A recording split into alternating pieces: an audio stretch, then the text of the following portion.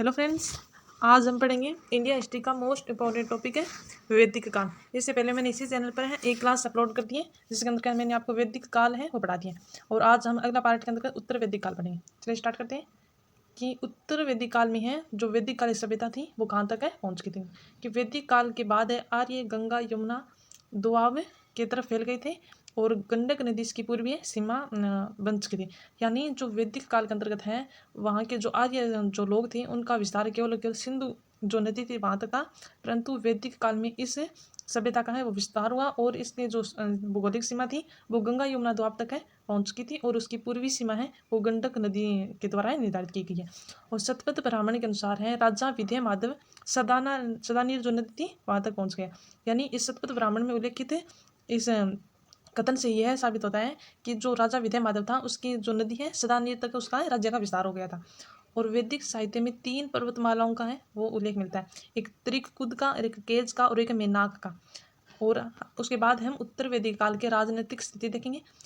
जो राजनीतिक स्थिति कृषि की खोज से शुरू हुआ उनका जीवन स्थिर हो गया था। यानी जो उत्तर वैदिक काल में जो कृषि के कारण है लोग स्थायी निवास पर है जीवन यापन करने लगे। इसी कारण है यह सभ्यता में लोगों का निवास है वो स्थायी हो चुका था।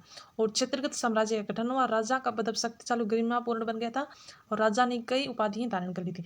उससे पहले हमने वैदिक काल पढ़ा था, उसके अंदर मैंने आपको बताया था जो बलि नामक कर था वो है ऐच्छिक था। यानी ऐसा नहीं था कि राजा द्वारा थोपा गया, परंतु अब इस समय है व्यवस्था में परिवर्तन हुआ और अब राजा है एक पद है वंशानुगत के साथ साथ एक है शक्तिशाली पद हो गया था। यानी लोग अब स्थायी निवास करने लगे और जो ज़्यादा शक्तिशाली व्यक्ति था वो उसने राजा का पद धारण किया और उसके द्वारा जो संपूर्ण अधिकार है वो अपने आप में है प्राप्त कर लिए गए थे।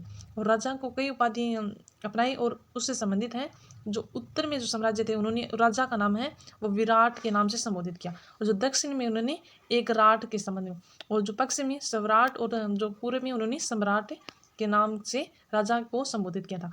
और राजा है वो कई यज्ञ समारोह आयोजित कराता था। उनसे संबंधित कुछ यज्ञ है उनका उल्लेख है कि राष्ट्रीय यज्ञ राज्याभिषेक समारोह का जो समय था। राजा इस यज्ञ के दौरान खेत की जुताई करते थे और राजा को उनके मंत्रियों द्वारा भोज के लिए आमंत्रित किया जाता था। यानी जो राष्ट्रीय यज्ञ था उसमें राजा है जो पद धारण करता था जो राज्याभिषेक समारोह में जो संबंधित राज्य थे उन्हें आमंत्रित करता और जो भोज है उस सब जो एक फंक्शन था उसमें निर्धारित करता था, यानी सभी को भोजन की व्यवस्था करता था। उसके बाद एक अन्य यज्ञ असमेक यज्ञ साम्राज्यवादी यज्ञ था। अब असमेक यज्ञ केवल यज्ञ ना होकर है साम्राज्य विस्तार का एक माध्यम बन चुका था और उसके द्वारा राजा है साम्राज्य विस्तार के लिए कुछ व्यवस्थाएं करता, यानी जैसे घोड़े को छोड़ देता था। यानी जिस एरिया तक है जो कोई भी राजा उस घोड़े को नहीं पकड़ता था, यानी उस राज्य है वो उस राजा की अधीनता स्वीकार कर ली है। उसके बाद अगला यज्ञ देखते हैं वाजपेयी यज्ञ। राजा खेल गतिविधियों का आयोजन करते, वह खुद रथ दौड़ में भाग लेते और हमेशा जीतते थे। विधेय का उल्लेख नहीं किया गया। सभा और समिति है वो अब शक्तिशाली नहीं रही। उससे पहले हमने वैदिक काल पढ़ा, उसके अंदर हमने पढ़ा था कि जो राजा पर नियंत्रण करने के लिए कुछ समितियाँ थी उनमें सभा और समिति है वो प्रमुख थी। सभा के अंतर्गत मैंने आपको बताया था कि इसमें वशिष्ठ लोग ही हैं वो भाग लेते थे। यानी जो मंत्री हो गया वो सभी सभा में भाग लेते थे। ये वशिष्ठ लोगों की सभा थी, परंतु है समिति है इसके अंदर सामान्य जन है वो भाग लेते थे जो राजा के ऊपर नियंत्रण करने का कार्य करते थे। और साथ ही साथ हमने पढ़ा था कि जो ऋग्वेद के 8वें मंडल में जो महिलाओं का उल्लेख है वो भी इन सभा और समिति में भाग ले सकती थी। यानी वो प्रॉपर वे नहीं हुआ कि वही ले सकती थी, यानी उल्लेख मिलता है कि स्त्रियां ये वाद विवाद शिक्षा का अधिकार था। उस वाद विवाद और शिक्षा के अधिकार से संबंधित हम कह सकते हैं कि सभा और समिति में महिलाओं को अधिकार था कि वो ऐसे संगठनों में भाग लें। उत्तर वैदिक काल में कुछ ऐसी समस्याओं का सामना करना पड़ेगा जहाँ महिलाओं को है इन पर प्रतिबंध है लगा दिया जाएगा। उसके बाद उसकी कोई स्थायी सेनाएं नहीं थी और राजा को दिया जाने वाला कर बलि कहा जाता था जो उत्तर वैदिक काल में स्थायी हो चुका था। उसके बाद हम सामाजिक स्थिति देखते हैं उत्तर वैदिक काल की कि पितृसत्तात्मक संयुक्त परिवार थे। समाज 4 वर्णों में विभाजित था। जन्म के आधार पर वर्ण व्यवस्था शुरू हुई थी। उससे पहले भी वर्ण व्यवस्था को उल्लेख मिलता है, परंतु वर्ण व्यवस्था का आधार है वो जन्म ना होकर क्रम था। यानी जो व्यक्ति जिस कार्य को करता था उसी संबंधित वर्ग में उस व्यक्ति को मान लिया जाता था, परंतु अब है क्रम को महत्व ना देकर है उसके गोत्र या जन्म को है महत्व दिया जाने लगा। और सामाजिक असमानताएं नहीं थी, जितनी मध्ययुगीन समाज में है असमानताएं थी उतनी है वैदिक काल में नहीं देखी गई है। और ब्राह्मणों को प्रतीकात्मक स्वरोज से जो पद था वो प्रदान किया गया। क्षत्रियों को अधिशेष उत्पादन पर अधिकार था। महिलाओं की स्थिति में गिरावट आई। अर्थवेद में बेटी को दुख का मुख्य स्रोत माना गया है। आपको याद रखना है कि किस वेद में है बेटी को दुख का मुख्य स्रोत माना गया है। अर्थवेद में। और साथ साथ मैंने आपको बताया था कि वेदत्रयी में 3 है वो वेद माने गए हैं, यानी ऋग्वेद, यजुर्वेद और सामवेद, क्योंकि उनकी है जो विषय वस्तु है वो पारलौकिक से संबंधित है। परंतु अर्थवेद है सामान्य व्यक्ति से संबंध रखता है और वो व्यक्ति के जो खेती और अन्य जो क्रिया हैं उनका उल्लेख करता है, यानी व्यक्ति के लौकिक जो दर्शन का वर्णन करता है। इसलिए वेदत्रयी में अर्थवेद शामिल नहीं है। और उसके बाद हम पढ़ेंगे कि मित्रायणी संहिता में महिलाओं को शराब और जुए के समान है बुराई बताया गया है। आपको याद रखना है कि किस संहिता में है महिला को शराब और जुए के समान बुराई बताई गई। ये मित्रायणी संहिता में हो जाएगा।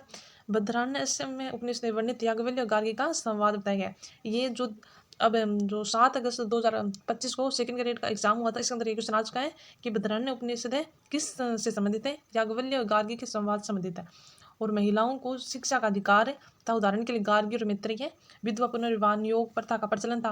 घरेलू समाज का प्रयोग था। बाल विवाह का कोई उदाहरण नहीं मिलता है। वैदिक काल के अंतर्गत हमने है सबसे पहले है क्या पढ़ा, आपको द्वारा रिवाइज करा देती हूँ कि हमने सबसे पहले भौगोलिक स्थिति पढ़ी थी, गंगा यमुना तक इसका विस्तार हो चुका था। उसके बाद हमने सामाजिक स्थिति देखी और देखा कि जो राजा का पद था वो किस दिशा के अकॉर्डिंग है क्या का नाम दिया गया था।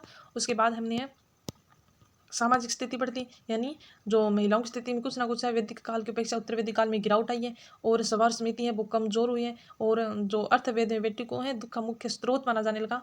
और मैत्रायणी संहिता में महिलाओं को शराब और जुए के भांति है वो बुराई माने जाने लगा। उसके बाद हम आर्थिक स्थिति देखेंगे। उत्तर वैदिकालीन कृषि आधारित अर्थव्यवस्था थी।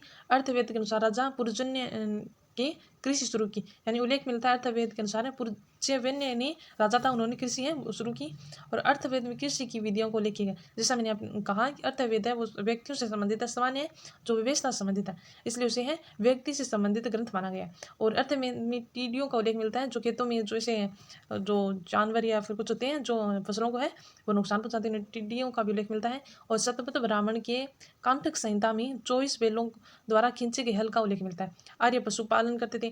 गाय और घोड़े हैं वो प्रिय पशु है। अधिशेष उत्पादन होता था और अधिशेष उत्पादन के कारण है शहरी संस्कृति का विकास हुआ। कपड़ा उद्योग, चमड़ा उद्योग, धातु उद्योग विकसित किए जाने लगे। मुद्रा प्रणाली है वो शुरू नहीं हुई थी, यानी जो व्यक्ति है एक दूसरे के वस्तु का कर है जो सामान्य है जीवन यापन करते थे, यानी कोई मुद्रा या सांकेतिक मुद्रा को लेकर हमें नहीं मिलता है।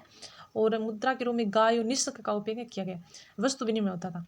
उसके बाद हम धार्मिक स्थिति पढ़ेंगे। धार्मिक स्थिति हो जाएगी उत्तर वैदिकालीन के बहुदेव वादे एकादि देववाद एकेश्वर निर्गुण भक्ति लोकप्रिय थी। देखिए बहुदेव का बाद का मैं आपको अर्थ बता देती हूँ कि बहुदेववाद का अर्थ हो जाएगा यानी प्रकृति के जो है उनके द्वारा है उनकी पूजा की जाती है, यानी एक से अधिक देवों की पूजा की जाती है। हम जानते हैं कि सिंधु घाटी सभ्यता और वैदिक काल सभ्यता में प्रकृति की पूजा ज़्यादा है मान्यता थी। जैसे सूर्य की पूजा करने लगे, चंद्रमा की पूजा, पृथ्वी की पूजा करने लगे, यानी कोई वृक्ष से प्रकृति के द्वारा उन्हें देवता के रूप में उन्हें पूजा जाना लगा। इसी के बाद केशवर बाद आया, इन्हें से माने जाने लगा कि देव तो अनेक है परंतु उनका नाम एक है, ऐसे माना जाने का कि एक है परंतु उसके विभिन्न विभिन्न स्वरूप है। केशवर बाद का अर्थ हो जाएगा कि सभी मिथ्या है परंतु देव है वो एक ही है, यानी देवताओं के उस कर्म संबंधित आपको ऐसे कर्म से सेट करने के लिए दे सकते हैं, आपको याद रखना है। उसके बाद हम पढ़ेंगे कि ब्रह्मा विष्णु महेश मुख्य देवता है। मुख्य देवता आपको याद रखना है, आपको ऑप्शन के अंदर इंद्र दे देगा, वरुण दे देगा। आपको याद रखना है कि वैदिक काल में ब्रह्मा विष्णु महेश ये मुख्य देवता के रूप में मान्यता है। इंद्र अग्नि वरुण अब प्रमुख देवता नहीं है अभी तक। यज्ञ अनुसंधान था वो जटिल हो चुका था, यानी यज्ञ का मुख्य कार्य है कोई दार्शनिक धारणा रेखा करें। हमने देखा कि राजा है वो साम्राज्य विस्तार के लिए भी इनका प्रयोग कर रहा है, यानी इनका संबंध केवल पूजा पाठ या दर्शन संबंधित ना रह करें, आर्थिक अनुसंधान के द्वारा भी हो चुका है। मुंडक उपनिषद में अनुसंधानों को टूटी नौका के समान बताया गया। और पुष्पन शूद्र का देवता था। ज्ञान मार्ग की अवधारणा लोकप्रिय हो गई थी। शूद्रों को यज्ञ उपनयन संस्कार का अधिकार नहीं था और ब्राह्मण क्षत्रिय वैश्य को द्विज कहा गया, यानी उन्हें अधिकार है 2 बार जन्म लेने वाला है उसे हम द्विज कहेंगे। और मूर्ति पूजा और मंदिरों का कोई प्रमाण नहीं मिलता है। मोक्ष की धारणा लोकप्रिय हो गई थी। काले जादू में विश्वास है वो हो चुका था। उसके बाद है हमने एक बार दोबारा मैं आपको पूरा का पूरा टॉपिक है वो रिवाइज करा देती हूँ ताकि आपको है सभी याद हो जाएंगे फैक्ट। देखिए सबसे पहले हमने क्या पढ़ा था, ऋग्वेद पढ़ा था। मैंने आपको बताया था कि वैदिक काल में 4 वेदों का उल्लेख है।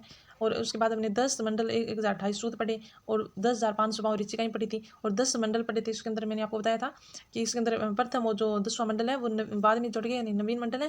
और दूसरी से 7वां मंडल है वो वंश मंडल यानी परिवार मंडल से संबंधित है।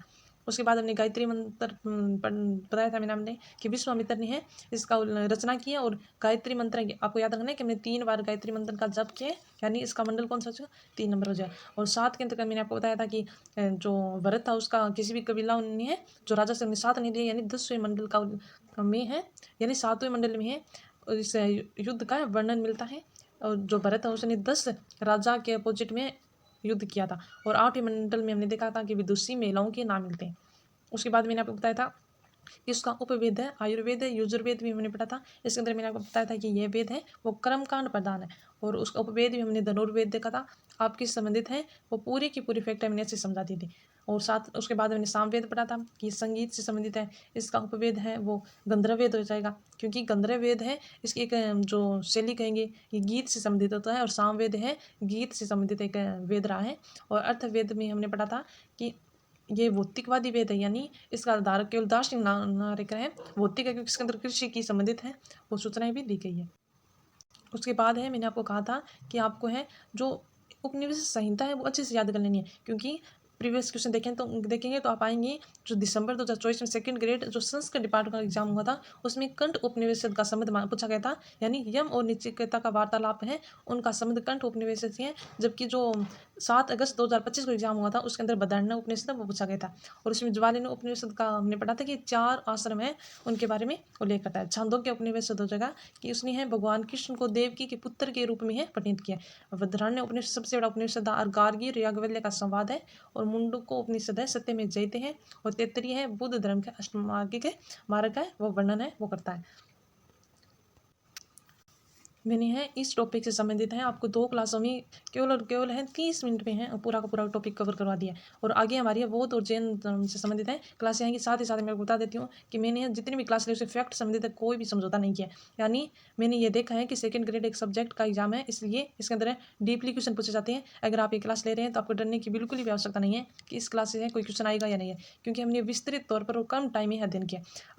आज की जो क्लास है आपको कैसी लगी आप प्लीज़ कमेंट जरूर कीजिएगा। और साथ ही साथ चैनल को सब्सक्राइब कर लीजिए, क्योंकि जैसा मैंने आपको कहा था मैं आपको 2nd ग्रेड के कम से कम 10 से 15 मॉडल पेपर कराऊंगी। और साथ ही साथ मैं कलाम एकेडमी द्वारा जो वर्तमान में टेस्ट सीरीज चलाई जा रही है उनका विस्तृत तौर पर है सोल्यूशन करा रही हूँ।